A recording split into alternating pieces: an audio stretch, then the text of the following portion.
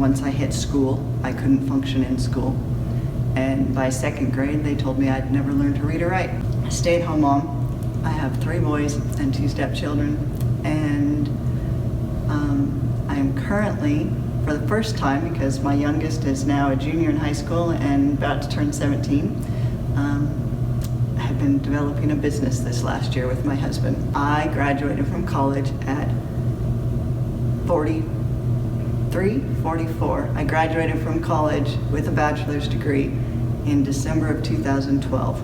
Nice. I went back to school when my boys were all in school and finally finished. But what was like one thing that you think helped you the most to get from point A to point B?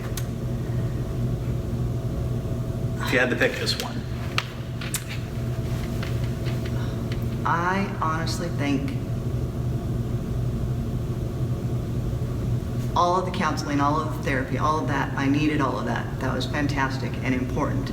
But for me, that one defining moment was becoming a mom. And I realized in the moment that I became a mom and in the first few years of being a mom, that this little bundle that was mine, and he was my world, and he was perfect no matter what. And in that moment, I realized that that equally meant that I must also be perfect and exactly how I am. And there was nothing in the world that could change my love or anything about how I feel about this baby. Mm-hmm. And so I think for the first time in my life, I realized I was okay just as I am. I don't think that I knew that they told me I wouldn't learn to read or write. According to my mom, I was that little girl who I couldn't sit still in class, and I couldn't keep my mouth shut, and I couldn't keep my business to myself. I was always, everybody else was distracting me. I couldn't be where I was, where I needed to be here. Yeah. And no matter what they did, I think teachers always loved me. I love you. Thank you. My children were actually the thing that really truly saved me and made me see myself very clearly. And that's awesome. It's kind of growth moments throughout my life. First the counseling, then becoming a mom, and then my children. My oldest struggled mightily through school and dealing through that and working through that.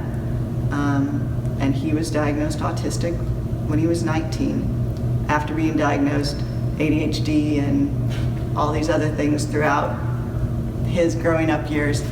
And I knew he had a math disability, but nobody could diagnose it. And when was your other son diagnosed? My youngest son was diagnosed last year at 16. Got it. Okay. Getting diagnosed in January was all about, that was for me. That was, I already knew that I was autistic after my son being diagnosed, and my husband looking at me, and he's like, you know, you're autistic. You know that. And I said, well, I feel that, I get that, and everything makes sense that I am, but I can't say that out loud unless I have a specialist confirm it. I'm very black and white. I need to know. And he's like, okay, then we'll get you tested too. And so I now had 2 sons that had been diagnosed, and I needed to have that official diagnosis for myself. Hey everyone, Kerry Magro here from A Special Community. I can't thank you enough for watching this video, and if you like this video, please click on some more videos around our YouTube page. We are just trying to give a voice to countless people in our neurodiverse community, so please, if you can, subscribe to our video page, and then you'll also get to see a little bit more about my story from nonverbal autism to today being a professional speaker. Thanks so much, y'all.